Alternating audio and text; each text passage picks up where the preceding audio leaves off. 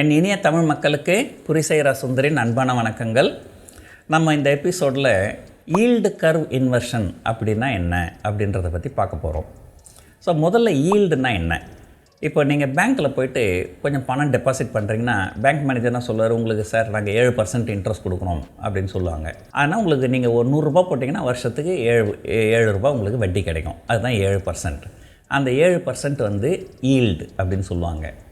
ஆனால் பொதுவாக பேங்க் எப்படி போடுறவங்க அதை ஒன்றும் பண்ண மாட்டாங்க. பட் இதே வந்து நீங்கள் வந்து ஏதாவது பாண்ட், கம்பெனியோட பாண்ட்லாம் இருக்கும். அந்த பாண்ட் உதாரணத்துக்கு பார்த்தீங்கன்னா பாரத் பாண்ட். ஒரு பாரத் பாண்டில் நீங்கள் 100 ரூபா போடுறீங்க, அவங்களும் அதே மாதிரி சொல்லுவாங்க, சார் நான் உங்களுக்கு 7% இன்ட்ரெஸ்ட் கொடுக்குறோம். அப்போ உங்களுடைய ஈல்டு வந்து 7%. இப்போ ஏதோ ஒரு எமர்ஜென்சி உங்களுக்கு பணம் உங்களுக்கு தேவைப்படுது அப்படின்னா அந்த பாண்டை நீங்கள் விற்கணும்.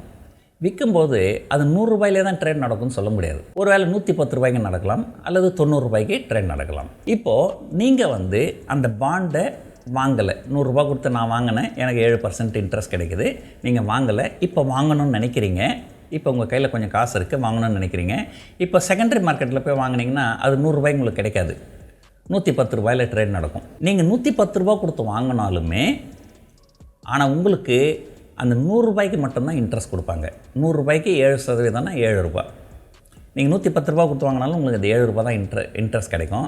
ஆனால் உங்களை பொறுத்த வரைக்கும் இஃபெக்டிவ் ரிட்டர்ன் 110 ரூபாய்க்கு 7 ரூபான்னு போது அது 7% வராது, 7% விட குறைவாக தான் வரும். கிட்டத்தட்ட 6.3% அந்த மாதிரி வரும். இப்போ ஏதோ ஒரு காரணத்தினால இப்போ செகண்டரி மார்க்கெட்டில் அது 90 ரூபீஸ்க்கு ட்ரேட் பண்ணுதுன்னு வச்சுப்போம். நீங்கள் 90 ரூபீஸ் கொடுத்து வாங்கலாம். நீங்கள் 90 ரூபீஸ் கொடுத்து வாங்கினாலும் உங்களுக்கு 100 ரூபாய்க்கு தான் வந்து அந்த இன்ட்ரெஸ்ட் கொடுப்பாங்க. கம்பெனியை பொறுத்த வரைக்கும் அது 100 ரூபா தான்.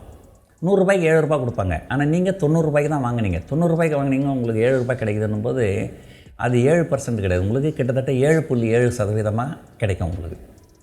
ஸோ இந்த பாண்டு விலை ஏறுச்சுன்னா உங்களுடைய ஈல்டு வந்து குறையும். இந்த பாண்டு விலை இறங்குச்சுன்னா உங்களுடைய ஈல்டு வந்து ஏறும். ஸோ இதுதான் ஈல்டு, அதாவது effective rate of interest. Company கொடுக்குற இன்ட்ரெஸ்ட் 7%, அது அந்த 100 ரூபாய்க்கு தான் கொடுப்பாங்க. ஆனால் உங்களுக்கு கிடைக்கிற இன்ட்ரெஸ்ட் ரேட் 90 ரூபாய்க்கு வாங்கினீங்கன்னா உங்களுக்கு 7.7% கிடைக்கும், 110 ரூபாய்க்கு வாங்கினீங்கன்னா 6.3% கிடைக்கும். ஸோ உங்களுக்கு கிடைக்கக்கூடிய இஃபெக்டிவ் இன்ட்ரெஸ்ட் ரேட், அதுக்கு பேர் தான் வந்து ஈல்டு. இந்த ஈல்டு நீங்கள் பேங்க்லேயே போய்ட்டு, சார் நான் ஒரு 1 இயர் டெபாசிட் பண்ணணும் அப்படின்னா ஒரு 5% இன்ட்ரெஸ்ட் கொடுக்குறேன்னுவாங்க. 2 இயர் டெபாசிட்னா 6% தரணுவாங்க. 5 இயர் டெபாசிட்னா 7% தரணுவாங்க. ஒரு கொஞ்சம் நாட்கள் அதிகமாக உங்களுக்கு இன்ட்ரெஸ்ட் ரேட் வந்து கூடும். பொதுவாக வந்து குறுகிய காலத்தில் வட்டி விகிதங்கள் கம்மியாகவும் நீண்ட கால அடிப்படையில் வட்டி விகிதங்கள் அதிகமாகவும் இருக்கும். இதுதான் வந்து பொதுவான இயல்பு. ஆனால் எப்போது ஒரு சமயம் பல பிரச்சனைகள் இருக்கும்போது அந்த லாங் டேர்ம் இன்ட்ரெஸ்ட் ரேட்டை விட ஷார்ட் டேர்ம் இன்ட்ரெஸ்ட் ரேட் வந்து அதிகமாக இருக்கும். அதுக்கு பேர் தான் வந்து yield curve inversion. Yield curve inversion என்னென்னா, குறுகிய காலத்தினுடைய வட்டி விகிதங்கள் நீண்ட காலத்தினுடைய வட்டி விகிதங்களை விட அதிகமாகிடும். அது unusual thing. Yield curve inversion அப்படின்னா என்னென்னு பார்த்துட்டோம்.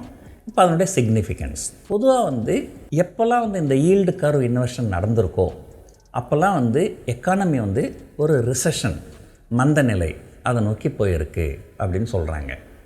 உதாரணத்துக்கு பார்த்திங்கன்னா அமெரிக்காவில் 1998, 2006, 2019, 2022 கடந்த 25 வருஷத்தில் இந்த 4 தடவை இந்த ஈல்டு கர்வ் இன்வர்ஷன் நடந்திருக்கு. 1998 ரஷ்யன் டெப்ட் ப்ராப்ளம் கொஞ்சம் பெரிய ப்ராப்ளமாக இருந்தது. 2006 ஈல்டு கர்வ் இன்வர்ஷன் இருந்தது. உடனே 2008 US economic recession, Lehman Brother collapse, great recession அதெல்லாம் வந்தது. 2019 ஈல்டு கர்வ் இன்வர்ஷன் வந்தது.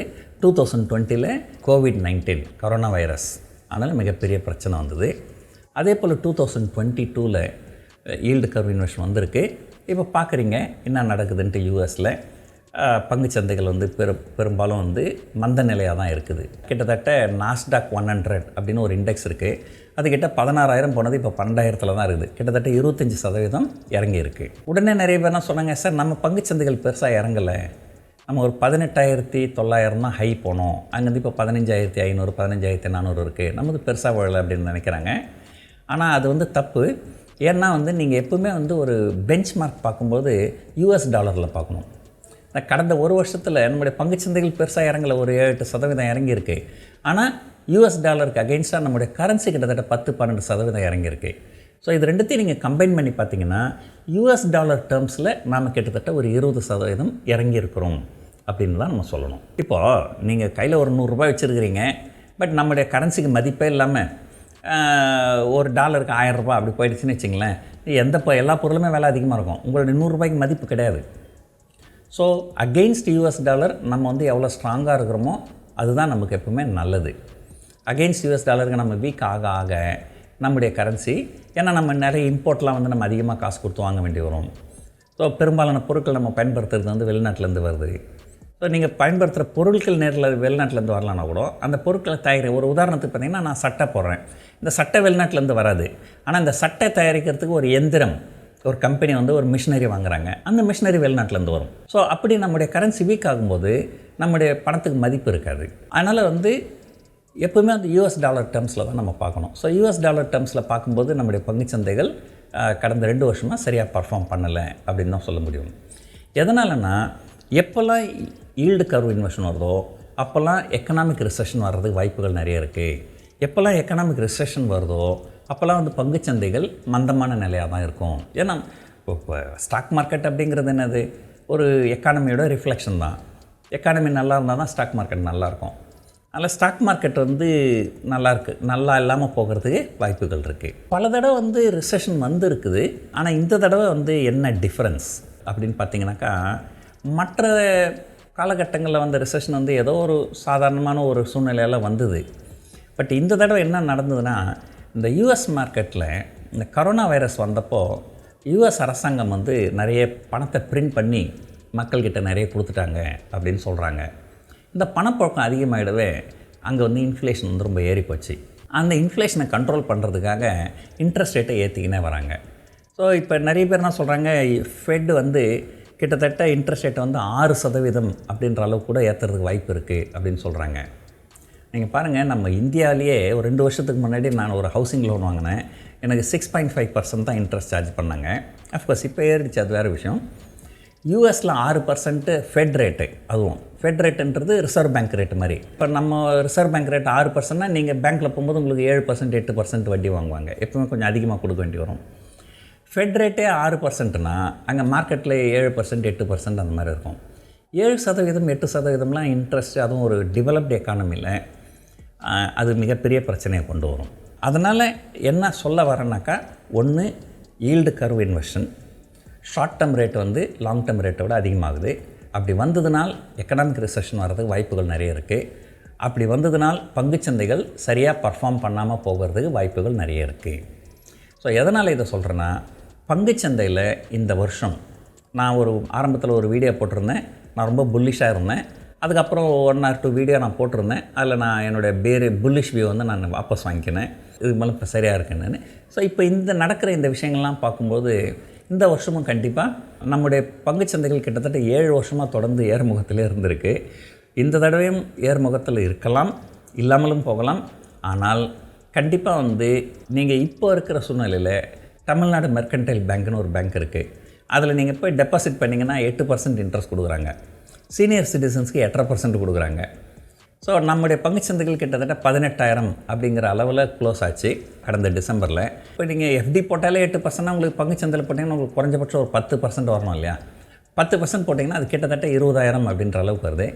20,000 அப்படிங்கிற அளவுக்கு நிஃப்டி போகுமா அப்படின்னு கேட்டிங்கன்னா எனக்கு இன்னும் டவுட்டாக தான் இருக்குது. நிறைய சேலஞ்சஸ் இருக்குது. அதில் மிக முக்கியமான சேலஞ்ச் வந்து இந்த ஈல்டு கர்வ் இன்வெர்ஷன் வந்ததுனால் எக்கனாமிக் ரிசெஷன் வரும். ஸோ இந்த ஒரு பயம் வந்து யூஎஸ் மார்க்கெட்டை ரொம்ப ஆட்டி வைக்குது. பொதுவாக சொல்லுவாங்க, நீங்கள் ஒரு ஆஃபீஸில் வேலை செஞ்சிங்கன்னா நீங்கள் எதாவது தப்பு பண்ணாலும் அது உங்கள் தப்பு தான், உங்கள் மேனேஜர் எதாவது தப்பு பண்ணாலும் அது உங்கள் தப்பு தான். அதே போல் யூஎஸ் மார்க்கெட்டில் என்ன வேணாலும் நடக்கட்டும், எத்தனை ரிசெஷன் வேணாலும் வரட்டும், அவங்க எல்லாம் நல்லாவே தான் இருப்பாங்க. ஆனால் பாதிக்கப்படுறதெல்லாம் பார்த்திங்கன்னா எமர்ஜிங் எக்கானமிஸ் தான். இந்த கரோனா வைரஸ் வந்தது, நிறைய பணத்தை பிரிண்ட் பண்ணாங்க, நிறைய கொடுத்தாங்க, அங்கே இன்ட்ரெஸ்ட் ரேட் ஏறிச்சு. இதனால் எந்த அமெரிக்கனுக்காவது ஏதாவது பிரச்சனை இருக்கா? ஒன்றும் கிடையாது, அவங்க எல்லாம் நல்லா தான் இருக்கிறாங்க. ஆனால் ஸ்ரீலங்காவுக்கு என்ன ஆச்சு? ஆல்மோஸ்ட் பேங்க்ரப்ட் ஆகிட்டாங்க. பாகிஸ்தானுக்கு என்ன ஆச்சு? ஆல்மோஸ்ட் பேங்க்ரப்ட் ஆகிட்டாங்க. யூஎஸ் மார்க்கெட் வந்து நீங்கள் உங்கள் ஆஃபீஸில் வேலை செய்கிற மேனேஜர் மாதிரி, அவர் எந்த தப்பு பண்ணாலும் அது உங்கள் தலைமையில் தான் வந்து விழும். அதனால் வந்து நம்முடைய பங்குச்சந்தைகள் குறிப்பாக எமர்ஜிங் எக்கானமி மொத்தமாக, நான் இந்தியாவை பற்றி மட்டும் பேசலை, ஒட்டுமொத்தமாக எமர்ஜிங் எக்கானமிஸ் மொத்தமே வந்து இந்த வருஷம் பங்குச்சந்தைகள் சரியாக பர்ஃபார்ம் பண்ணாமல் போகிறதுக்கு வாய்ப்புகள் நிறைய இருக்குது. ஒருவேளை இன்னையிலேருந்து அடுத்த 9 மாதத்தில் வேறு ஏதாவது சேஞ்சஸ் வரலாம். பட் இப்போதைக்கு பேரிஷாக தான் இருக்கிறோம். ஸோ அதனால் ஒரு பங்குச்சந்தைக்கு வரணும். நிறைய பேர் பங்குச்சந்தைக்கு வரும்போது ஒரு ரொம்ப பெரிய எதிர்பார்ப்போடு வராங்க, இங்கே வந்தால் பணத்தை அள்ளிடலாம் அப்படின்ட்டு. அது உண்மை கிடையாது. பங்குச்சந்தையில் இப்போ நீங்கள் வரணும்னு நினச்சிங்கன்னா கண்டிப்பாக உங்களுடைய எதிர்பார்ப்பு ரொம்ப ரொம்ப குறைவாக இருக்கணும். எனக்கு தெரிஞ்சு என்னை கேட்டிங்கனால் நீங்கள் வந்து இந்த சமயத்தில் பங்குச்சந்தையில் முதலீடு பண்ணுறத விட பேங்க் ஃபிக்ஸட் டெபாசிட் அல்லது மற்ற பாண்ட்ஸு அந்த மாதிரி முதலீடு பண்ணலாம். பொதுவாக வந்து ஒரு அட்வைஸ் சொல்லுவாங்க, உங்கள்கிட்ட இருக்கிற பணத்தில் உங்கள் வயசு என்னவோ அத்தனை பர்சன்டேஜ் நீங்கள் டெப்ட்டில் போடணும். இப்போ எனக்கு வந்து 59 வயசாகுது.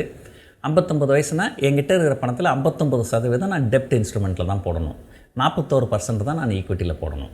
அதுவே இந்த மாதிரி கொஞ்சம் ஒரு மோசமான காலகட்டங்களில் 59ன்றது 69, 79 கூட நம்ம டெப்ட்டில் போடலாம், தப்பு இல்லை. நான் போன வாரம் கூட ஒரு வீடியோ போட்டிருந்தேன், 10 challenges ahead அப்படின்ட்டு. ஸோ அதில் அந்த ஈல்டு கர்வ் இன்வெர்ஷனை பற்றி நான் பேசலை. அது ஈல்டு கர்வ் இன்வெர்ஷன் ஒரு முக்கியமான டாபிக்ன்றதுனால தனியாக ஒரு வீடியோ போட்டேன். ஸோ அதனால் வந்து கிட்டத்தட்ட இப்போ போன வாரத்தில் ஒரு நாள் இந்தியாவிலையும் அந்த ஈல்டு கர்வ் இன்வெர்ஷன் நடந்திருக்குது. 1 year பாண்ட் ஈல்டு வந்து 10 year பாண்ட் ஈல்டு ஜிசெக்னு சொல்லுவாங்க இந்தியாவில். யூஎஸில் ட்ரெஷரின்னு சொல்லுவாங்க, இங்கே ஜிசெக்னு சொல்லுவாங்க, government securities. 1 year interest rate வந்து 10 year இன்ட்ரெஸ்ட் ரேட்டோட அதிகமாக போயிருக்கு. அதனால் அடுத்த ரிசர்வ் பேங்க் மீட்டிங்லேயும் வட்டி விகிதங்கள் ஏற்றப்படலாம். ஸோ இதில் வந்து நான் 2 விஷயம் சொல்ல வரேன். ஒன்று, நீங்கள் பங்குச்சந்தையில் இருந்தீங்கன்னால் எதிர்பார்ப்பை குறைச்சிக்கங்க. பெரிய அளவில் பங்குச்சந்தையில் ஏறுவதற்கு வாய்ப்பு இல்லை. 2வது, நீங்கள் பங்குச்சந்தையில் இல்லைன்னு சொன்னால் கூட வட்டி விகிதங்கள் ஏறும். இப்போ நீங்கள் ஒரு கார் வாங்குறீங்க, அப்போ உங்கள் பேங்க்கில் என்ன சொல்லுவாங்க, சார் உங்களுக்கு 10,000 தான் சார் இஎம்ஐன்னு சொல்லுவாங்க. இப்போ 10,000 தானே நம்மளால் முடியும்னு சொல்லிட்டு நீங்கள் காரை வாங்கிட்டிங்கன்னா வட்டி விகிதங்கள் ஏறும்போது அந்த 10,000 இஎம்ஐ 11,000, 12,000, 13,000 வரும். ஸோ இந்த சமயத்தில் நீங்கள் கடன் வாங்குறத தவிர்த்துறது நல்லது. பொதுவாகவே வந்து எப்பவுமே கடன் வாங்காமல் இருக்கிறது நல்லது. பட் இந்த மாதிரி காலகட்டங்களில் கண்டிப்பாக அதை நீங்கள் செய்யணும். ஸோ பங்குச்சந்தையில் இருந்தீங்கனால் பெரிய எதிர்பார்ப்பு இருக்கக்கூடாது. பங்குச்சந்தையில் இல்லைன்னா கடன் வாங்காதீர்கள். இதுதான் இந்த எபிசோடோடைய நோக்கம். இந்த வீடியோ உங்களுக்கு பிடிச்சிருக்குன்னு நினைக்கிறேன். நன்றி, வணக்கம்.